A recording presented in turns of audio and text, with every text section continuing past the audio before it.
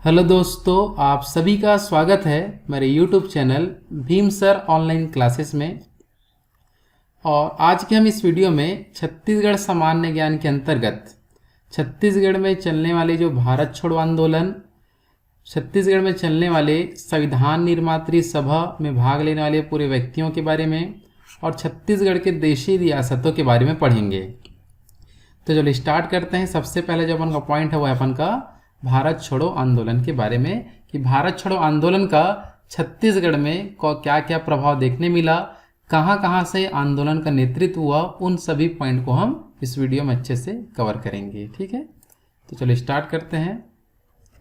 तो सबसे पहले जो अपन का पॉइंट आपको दिख रहा होगा वो है आपका भारत छोड़ो आंदोलन का छत्तीसगढ़ में प्रभाव। देखो, भारत छोड़ो आंदोलन का छत्तीसगढ़ में प्रभाव, ये भारत का जो अंतिम जन आंदोलन था जिसके बाद हमें आज़ादी मिला था। इस आंदोलन के बाद तो भारत छोड़ो आंदोलन कब आया था, ये इसका अपन सन देखें तो भारत छोड़ो आंदोलन का हम बात करें तो इसका जो सन मुख्य रूप से आपको याद रखना है, सन आपका 8 अगस्त 1942 को 8 अगस्त 1942 को भारत में स्टार्ट हुआ था आपका भारत छोड़ो आंदोलन। अब देखते हैं इसके बारे में क्या क्या फैक्ट आपको याद रखना है। तो यह आंदोलन भारत का अंतिम जन आंदोलन था जिसे महात्मा गांधी जी ने करो या मरो के नारे से प्रारंभ किया था। ये बहुत ही इंपॉर्टेंट फैक्ट है जिसमें अक्सर क्वेश्चन आता है कि भारत छोड़ो आंदोलन कौन से नारे से प्रारंभ किया गया था। तो आपको यहाँ पास क्या बताना है, करो या मरो के नारे से यहाँ पास प्रारंभ किया गया था। ठीक है, आगे देखते हैं हुआ क्या था कि इस समय आपका जो बम्बई, जो महाराष्ट्र क्षेत्र है अपना, बम्बई अधिवेशन में कांग्रेस की बैठकों में सम्मिलित नेताओं को आते जाते समय गिरफ्तार कर लिया गया था, जिसे जीरो ऑपरेशन कहा जाता है। किसके तहत, आपका जीरो ऑपरेशन के तहत। इसी जीरो ऑपरेशन के तहत अंग्रेजों ने कि बम्बई अधिवेशन में आते जाते समय सभी नेताओं को क्या कर लिया था, गिरफ्तार कर लिया था। इस आंदोलन के दौरान में अपन देखते हैं छत्तीसगढ़ से कौन सा फैक्ट हमें आपको याद रखना है। तो आपको याद रखेंगे जो वर्धा अधिवेशन, वर्धा अधिवेशन में छत्तीसगढ़ से पंडित रविशंकर शुक्ल, घनश्याम सिंह गुप्त, बैरिस्टर छेदीलाल, महंत लक्ष्मी नारायण, यति यतन लाल ने भाग लिया था। ठीक है, तो याद रखेंगे कि वर्धा अधिवेशन में ये सब लोग ने भाग लिया था। लेकिन इन नेताओं को ब्रिटिश शासन ने अधिवेशन से वापसी के दौरान 9 अगस्त 1942 को जो आपका मलकानपुर जो क्षेत्र है अपना, मलकानपुर जो स्टेशन है जो मध्य प्रांत की सीमा पर है, यहाँ आपका क्या कर लिया था, इन्हें गिरफ्तार कर लिया गया था। तो क्वेश्चन आपको बनेगा कि छत्तीसगढ़ के नेताओं को भारत छोड़ो आंदोलन के दौरान कहाँ से गिरफ्तार कर लिया गया था। तो आपको क्या बताना है कि ये 9 अगस्त 1942 को मलकानपुर जो क्षेत्र है आपका, मलकानपुर क्षेत्र, यहाँ से गिरफ्तार कर लिया था। इसके पश्चात निम्नलिखित व्यक्तियों ने भारत छोड़ो आंदोलन का नेतृत्व किया था छत्तीसगढ़ से। तो छत्तीसगढ़ से देखते हैं कौन कौन से क्षेत्र से कौन कौन नेतृत्व किया था। तो यहाँ से इतना पॉइंट से हम क्या क्या चीज़ याद रखेंगे जो हमारे एग्जाम में बन सकता है। तो सबसे पहले आपको याद रखना है कि भारत छोड़ो आंदोलन कब स्टार्ट हुआ था। तो 8 अगस्त 1942 को। कौन से अधिवेशन में आते जाते समय नेताओं को गिरफ्तार किया गया था भारत में, तो वो जीरो ऑपरेशन चलाया गया था ब्रिटिश सरकार द्वारा, जिसके तहत गिरफ्तार हुए थे। लेकिन छत्तीसगढ़ के नेताओं को कब गिरफ्तार करेंगे, तो वर्धा अधिवेशन से जब लौट रहे थे तो मलकानपुर नामक जो स्थान था आपका, जो मध्य प्रांत के अंतर्गत था उस समय, वहाँ से इन्हें गिरफ्तार किया गया था आपका। ठीक है, तो मध्य प्रांत के अंतर्गत आपका छत्तीसगढ़ आता था, महाराष्ट्र आता था, मध्य प्रदेश के कुछ क्षेत्र आते थे, पूरे अपन को वो सब क्षेत्र को मिलाकर मध्य प्रांत बनता था, जहाँ मध्य प्रांत का एक स्थान आपका मलकानपुर, वहाँ से गिरफ्तार किया गया। अब इसके बाद देखते हैं कि छत्तीसगढ़ से कौन कौन भारत छोड़ो आंदोलन का क्या करेगा, नेतृत्व करेगा। ठीक है, तो यहाँ पर सबको प्रमुख क्षेत्र दिख रहा होगा। तो ये अपन देख रहे हैं, इसे मुख्य रूप से ये क्षेत्र है आपका बिलासपुर क्षेत्र, ये है आपका जांजगीर चांपा क्षेत्र, ये अपन का रायपुर क्षेत्र है। ठीक है ना, रायपुर क्षेत्र के अलावा आपको यहाँ से ये जो जिला दिखते हैं इसको दुर्ग बोलते हैं। तो इतने सारे क्षेत्रों से आपको मुख्य रूप से नेतृत्वकर्ता के बारे में आपको देखने मिलेगा। बिलासपुर, जांजगीर चांपा, रायपुर और दुर्ग, ये सब क्षेत्र आपको याद रखना है। जैसे कि आप देख सकते हो बिलासपुर से बिलासपुर से आपको याद रखना है कि यहाँ बैरिस्टर छेदीलाल, कालीचरण, यदुनंदन प्रसाद और राजकिशोर वर्मा यहाँ से नेतृत्व किए थे। इसके अलावा आपको याद रखना है बिलासपुर के जिला कार्यालय में तिरंगा फहराया गया, किसके द्वारा बोलेंगे तो जगोबा बाग के द्वारा। ठीक है, जगोबा बाग जो थे यहाँ क्या फैलाया था, बिलासपुर के जो जिला कार्यालय में तिरंगा फहराया गया था। इसके अलावा बिलासपुर से संबंधित और आपको ये भी याद रखना है कि बिलासपुर में विशाल जुलूस निकाला गया था भारत छोड़ो आंदोलन के समय में। वो जो डेट है आपका 2 अक्टूबर 1942 में, कब निकाला गया था, 2 अक्टूबर 1942 में जुलूस निकाला गया, जिसका नेतृत्व करने वाला जो व्यक्ति है, नेतृत्व करता है आपका भुवन भास्कर सिंह। कौन किया था, भुवन भास्कर सिंह। यहाँ भारत छोड़ो आंदोलन के समय जो बिलासपुर में जुलूस निकाला गया था उसका नेतृत्व करता है। इसमें जो शामिल नेताओं का बात करें, कौन कौन से नेताओं ने इस जुलूस में शामिल हुए थे, तो रामचरण श्रीवास, छोटेलाल जोगी, मोहन सिंह और कालिका प्रसाद, ये सभी व्यक्ति यहाँ से इस जुलूस में क्या हुए थे, शामिल हुए थे। तो ये हो गया बिलासपुर से संबंधित महत्वपूर्ण पॉइंट जो भारत छोड़ो आंदोलन के समय हमें देखने मिलता है।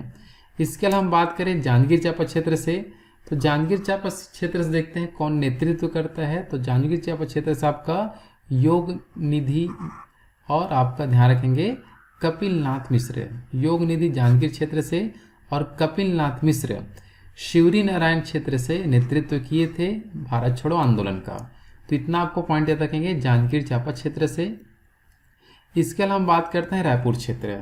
रायपुर क्षेत्र से देखते हैं कौन कौन नेतृत्व करेगा। तो रायपुर में जो घटनाक्रम का हम बात करें रायपुर के अंदर, तो रायपुर में 9 अगस्त 1942 को कांग्रेस जनों द्वारा जुलूस निकाला, जिसमें अंग्रेजों भारत छोड़ो के नारे लगाने लगे। ठीक है, तो रायपुर में जो जुलूस निकाला गया जिसमें ये जो नारा दिया गया उसको आपको याद रखना है।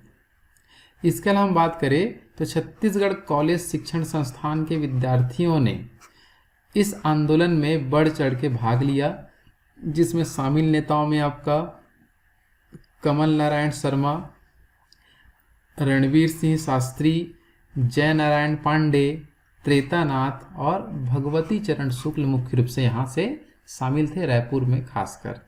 तो ये जो रायपुर में जो भारत छोड़ो आंदोलन का जो प्रारंभ हुआ था 9 अगस्त 1942 को ही हो चुका था। ठीक है, आगे हम बात करते हैं तो रायपुर में ही आपको याद रखना है, रायपुर में तो रायपुर विद्यार्थी जुलूस भी यहाँ देखने मिला था आपका 10 अगस्त 1942 को। किसके नेतृत्व में बात करें तो रणवीर सिंह के नेतृत्व में यहाँ रायपुर विद्यार्थी जुलूस निकाला गया था मुख्य रूप से। इसके अलावा हम बात करें यहाँ और क्या क्या चीज़ आपको याद रखना है भारत छोड़ो आंदोलन के समय ही, तो भारत छोड़ो आंदोलन में आपके दुर्ग कचहरी पर आग लगाया गया। तो दुर्ग का जो कचहरी पर जिस पर आग लगाया गया था आपका 21 अगस्त 1942 को। 21 अगस्त जैसे जैसे आंदोलन भड़कते जा रहा था वैसे वैसे आपको और घटनाक्रम यहाँ से याद रखना है। तो दुर्ग की कचहरी में आग कब लगा था 21 अगस्त 1942 को। प्रमुख जो नेता थे इस समय इसमें जो आपका है रघुनंदन सिंगरौल, क्या थे, रघुनंदन सिंगरौल यहाँ के क्या थे, प्रमुख नेता थे। तो इतने पॉइंट्स आपको याद रखना है भारत छोड़ो आंदोलन के समय। भारत छोड़ो आंदोलन के समय में आपको और क्या क्या चीज़ याद रखेंगे, तो भारत छोड़ो आंदोलन के समय ही आपका जो नागपुर क्षेत्र था, नागपुर क्षेत्र महाराष्ट्र, तो नागपुर हाई कोर्ट भवन में तिरंगा झंडा फहराया गया था इस समय, जो आपका 9 अगस्त 1942 को ही। ठीक है, किसके नेतृत्व में, तो आप बताएंगे ठाकुर राम सिंह के नेतृत्व में यहाँ आपका तिरंगा फहराया गया था। तो इतने प्रमुख पॉइंट आपको याद रखना है भारत छोड़ो आंदोलन के बारे में छत्तीसगढ़ के अंतर्गत का। ठीक है, इसके अलावा हम बात करें इस वीडियो में ही, इसके अलावा आपको याद रखना है कि 1946 में ही और क्या क्या चीज़ हुआ था अपने छत्तीसगढ़ में या मध्य प्रांत में। तो 1946 के प्रमुख घटनाक्रम में आपको याद रखना है मध्य प्रांत में दूसरा चुनाव हुआ। इससे पहले वाले क्लास में हम देख चुके थे मध्य प्रांत का चुनाव, जो प्रथम चुनाव था 1946 में मध्य प्रांत का द्वितीय चुनाव हुआ था, क्योंकि आपको मैं इससे पहले वाले क्लास में बता चुका हूँ कि 1939 में से 1945 तक द्वितीय विश्व युद्ध चला था, और इसके बाद जैसे ही युद्ध समाप्त हुआ तो 1946 में फिर से नए चुनाव कराए गए, क्योंकि 1900 जो द्वितीय विश्व युद्ध के समय भारतीय जो सेनाओं को अंग्रेजों ने बिना पूछे जो भी शासन चला रहे थे स्थानीय शासन, उनको बिना पूछे सेनाओं को युद्ध में शामिल कर लिया गया था, जिसके तहत पूरे जो मुख्यमंत्री या जो शासन जो क्षेत्र था उनके द्वारा त्यागपत्र दे दिया गया था। जो 1945 तक जो युद्ध चला था वहाँ तक शासन स्थापित नहीं हो पाया। फिर शासन को स्थापित करने के लिए भारत में आपको 1946 में फिर से चुनाव कराया गया, जिसे हम कहते हैं मध्य प्रांत का द्वितीय चुनाव। इस मध्य प्रांत के द्वितीय चुनाव में आपका मुख्य रूप से मुख्यमंत्री के रूप में पंडित रविशंकर शुक्ल को चुना गया। गृह मंत्री के रूप में द्वारिका प्रसाद मिश्र बने। विधानसभा अध्यक्ष घनश्याम सिंह गुप्त को चुना गया, जिसे छत्तीसगढ़ का विधान पुरुष भी कहा जाता है। क्वेश्चन अक्सर आता है छत्तीसगढ़ का विधान पुरुष किसे कहा जाता है, तो आपको क्या बताना है, तो यहाँ आपको बताना है घनश्याम सिंह गुप्त को कहा जाता है। ठीक है। इसका नाम बात करें तो संसदीय जो सचिव के रूप में राम गोपाल तिवारी को मध्य प्रांत के चुनाव में चुना गया। ठीक है।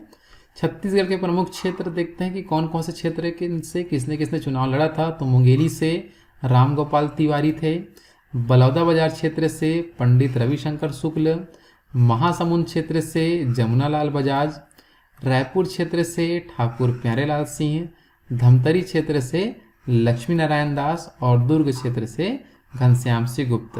तो इतने सारे व्यक्तियों ने मध्य प्रांत के द्वितीय चुनाव में चुनाव लड़ा और अपने अपने क्षेत्र में जीत हासिल किया था। तो ये हो गया हमारा मुख्य रूप से किसके बारे में, मध्य प्रांत के चुनाव के बारे में, कि मध्य प्रांत के चुनाव में फिर कांग्रेस की जीत हुई और इन सभी जो व्यक्ति अभी देखे वो निम्न पद धारण किए थे। अब 1946 में क्या हुआ, चुनाव तो संपन्न करा लिया गया और आगे चल के 1947 में देश को आज़ादी मिलेगा।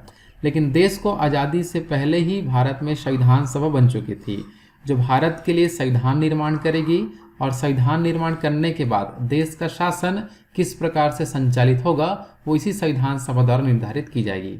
तो संविधान सभा का जो गठन 1946 में किया गया था, जिसमें भारत का संविधान बनेगा, और भारत के संविधान बनाने के लिए भारत के सभी प्रांतों से व्यक्तियों को बुलाया गया था। देखते हैं कि छत्तीसगढ़ से कौन कौन से व्यक्ति इस संविधान सभा या संविधान निर्मात्री जो सभा थी उसमें शामिल होंगे। तो संविधान सभा में छत्तीसगढ़ से मुख्य रूप से 6 सदस्य मुख्य रूप से जुड़े थे, क्योंकि इसमें कंडीशन था कि प्रत्येक 10 लाख की जनसंख्या पर एक सदस्य को जाना था। तो इस हिसाब से छत्तीसगढ़ से मुख्य रूप से कितने सदस्य, 6 सदस्यों को चुना गया था संविधान निर्मात्री सभाओं में। तो 6 सदस्य कौन कौन से हैं उन्हें हम आसानी से इस वीडियो देख सकते हैं। तो 6 सदस्य हम देखते हैं कि अलग अलग क्षेत्रों से जाना था, जिसमें से ब्रिटिश प्रांतों से 3 सदस्य थे और देशी रियासत का अर्थ होता है जहां राजा महाराजा का शासन था उन्हें हम देशी रियासत कहते हैं, वहां से 3 सदस्यों को मुख्य रूप से चुना गया था। तो ब्रिटिश प्रांत से हम देख सकते हैं पहला जो सदस्य थे पंडित रविशंकर शुक्ल रायपुर क्षेत्र से, दूसरा बैरिस्टर छेदीलाल बिलासपुर क्षेत्र से, तीसरा घनश्याम सिंह गुप्त दुर्ग क्षेत्र से। ये पूरे हो गए अपन के ब्रिटिश प्रांत से। देशी रियासत से जो 3 सदस्य थे अपन बात करें तो पहला रघुराज सिंह दीवान जो सरगुजा क्षेत्र से, दूसरा राम प्रसाद पोटाई कांकेर क्षेत्र से, तीसरा पंडित किशोर त्रिपाठी रायगढ़ क्षेत्र से। तो ये 3 व्यक्ति यहाँ आपको याद रखेंगे देशी रियासत से मुख्य रूप से गए थे। इसके अलावा हम बात करें आगे तो आगे संविधान निर्मात्री जो सभा का जो प्रथम अधिवेशन जो लगा था वो लगा था आपका 9 दिसंबर 1946 को। तो सभी क्षेत्रों से व्यक्तियों को बुलाया गया, व्यक्तियों को चुनाव हुआ। उसके बाद पहला बैठक लगा संविधान सभा का जो आपका काउंसिल चैम्बर के पुस्तकालय भवन में लगा था नई दिल्ली के अंतर्गत 9 दिसंबर 1946 में। यहाँ हम बात करें तो घनश्याम सिंह गुप्त को हिंदी प्रारूप समिति का अध्यक्ष नियुक्त किया गया था और आज़ादी के समय ठाकुर प्यारेलाल सिंह को काउंसिल ऑफ एक्शन से छत्तीसगढ़ स्टेट का अध्यक्ष बनाया गया था। तो ये आपको यहाँ से याद रखने 2 फैक्ट। घनश्याम सिंह गुप्त को हिंदी प्रारूप समिति का अध्यक्ष चुना गया था। ठीक है। तो ये हो गया मुख्य रूप से आपका संविधान निर्मात्री सभा के बारे में कि छत्तीसगढ़ से कौन कौन यहाँ से शामिल हुए थे और किसे कौन सा पद दिया गया था, इतना आपको यहाँ से याद रखना है। अब जैसे ही संविधान निर्मात्री सभा अपना काम कर ही रहा था, उसी बीच आपका 15 अगस्त 1947 को अपने देश को आज़ादी मिला। तो 15 अगस्त 1947 को राज्य के राजनेताओं ने विभिन्न स्थानों से झंडा फहराया, जिसमें हम देखते हैं कौन कौन सा क्षेत्र किस किस क्षेत्र से झंडा फहराता है। तो हम बात करें तो वामाराव लाखे जो थे, जो स्वतंत्रता सेनानी थे, वो गांधी चौक रायपुर में झंडा फहराए। आर के पाटिल जो खाद्य मंत्री थे, उसने पुलिस लाइन रायपुर से झंडा फहराया। पंडित रविशंकर शुक्ल जो मुख्यमंत्री के पद पर थे, इसने सीताबर्डी जो क्षेत्र थे, नागपुर क्षेत्र, वहां से झंडा फहराया। घनश्याम सिंह गुप्त जो विधानसभा अध्यक्ष थे, जिसने दुर्ग क्षेत्र में झंडा फहराया। राम गोपाल तिवारी जो संसदीय सचिव थे, जिसने बिलासपुर क्षेत्र से झंडा फहराया था। तो झंडा फहराने के लिए इतने सारे व्यक्तियों को निम्न क्षेत्र से देखने मिलते हैं। ठीक है, तो ये हो गया हमारा मुख्य रूप से आज़ादी के टाइम में किसने किसने कहाँ कहाँ से झंडा फहराया था। अब जैसे ही आज़ादी तो मिल चुका था, लेकिन आज़ादी मिलने के बाद भारतीय क्षेत्र के अंतर्गत अपन बात करें तो भारतीय क्षेत्र में अनेक सारे देशी रियासतें थे जिसको भारत संघ में विलय करना था। तो भारत संघ में सभी देशी रियासतों को विलय करना था, तब हमारा भारत देश का निर्माण होता। तो सभी जो राजा महाराजा वाले जो क्षेत्र थे देशी रियासत, उनको एक करने के लिए, भारत देश में मिलाने के लिए सरदार वल्लभ भाई पटेल के नेतृत्व में कार्यक्रम चलाया गया सभी देशी रियासतों को मिलाने के लिए। तो छत्तीसगढ़ के अंतर्गत कुल 14 देशी रियासत थे इस समय, जो देखते हैं कि अलग अलग टाइम में भारत संघ में विलय हुआ। जो छत्तीसगढ़ में सरदार वल्लभ भाई पटेल का सहयोग किसने किया था, तो पंडित रविशंकर शुक्ल ने किया था मुख्य रूप से। और हम बात करें तो अलग अलग क्षेत्र जैसे थे, अपन बात करें तो 5 अगस्त 1947 को कौन कौन से देशी रियासत भारत संघ में विलय हुआ, तो खैरागढ़, कोरिया और कांकेर। दिसंबर 1947 में आपका राजनांदगांव, रायगढ़, उदयपुर, कवर्धा, शक्ति, बस्तर और चांग बखार, ये सब क्षेत्र भारत संघ में विलय हुआ। 1 जनवरी 1948 का बात करें तो सारंगढ़, जशपुर, सरगुजा, छुई खदान, ये सब क्षेत्र भारत संघ में क्या हुए थे, विलय हुए थे। अगर हम बात करें तो सभी रियासतों के शासकों ने विलय पत्र पर हस्ताक्षर कब किया, तो आपको बताना है कि जितने भी क्षेत्र थे उसने 1 जनवरी 1948 को सब के सब धीरे धीरे करके सब जगह जाते गए और विलय पत्र पर हस्ताक्षर के लिए मांग करते गए। और अंतिम रूप से सभी लोग एक साथ कब हस्ताक्षर किए भारत संघ में मिलने के लिए, तो 1 जनवरी 1948 को जितने भी हमारे छत्तीसगढ़ में देशी रियासत थे, राजा महाराजा वाला क्षेत्र था, वो भारत संघ में विलय हुआ था। इसके अलावा जैसे हम कुछ क्षेत्र देखते हैं कि आपको याद रखना है कि कौन कौन से क्षेत्र आपका किधर किधर है, तो आप देख सकते हैं कि कौन कौन से देशी रियासत थे। तो ये आपका जो कोरिया जिले से आपको याद रखना है, कोरिया क्षेत्र। इसके अलावा हम बात करिए सरगुजा जिले से, सरगुजा क्षेत्र आपको याद रखना है। ये जशपुर रियासत है, ये आपका कोरिया जिले में ही चांग बखार रियासत है।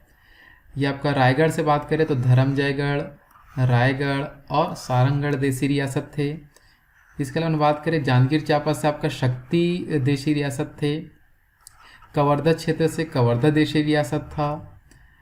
इसके अलावा आगे और बात करें तो राजनांदगांव के अंतर्गत आपका छुई खदान देशी रियासत था, खैरागढ़ देशी रियासत और राजनांदगांव एक देशी रियासत था। कांकेर जिले से बात करें तो कांकेर एक देशी रियासत था और बस्तर क्षेत्र से हम बात करें तो बस्तर एक देशी रियासत था।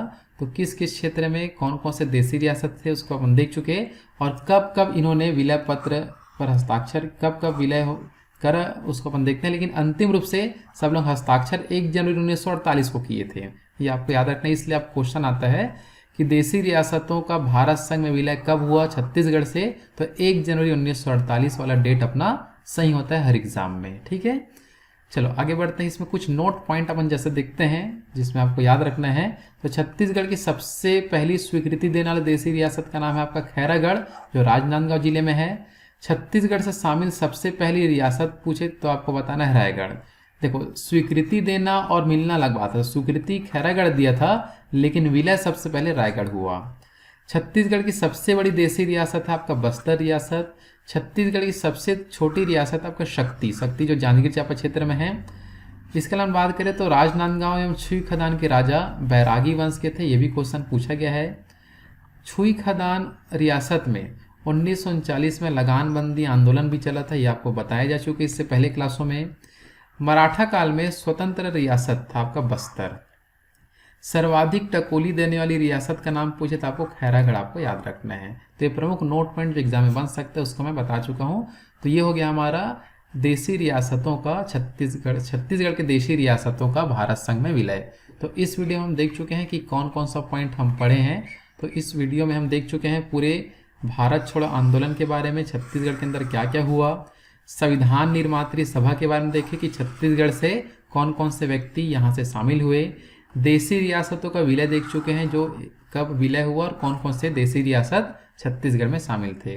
तो इस वीडियो में हम आज यहीं तक करते हैं। यदि आपको मेरा वीडियो पसंद है तो वीडियो को लाइक ज़रूर करें, और यदि पहली बार मेरे वीडियो को देख रहे हैं तो मेरे चैनल का नाम है भीम सर, जिसको आप सब्सक्राइब करना ना भूलें। धन्यवाद।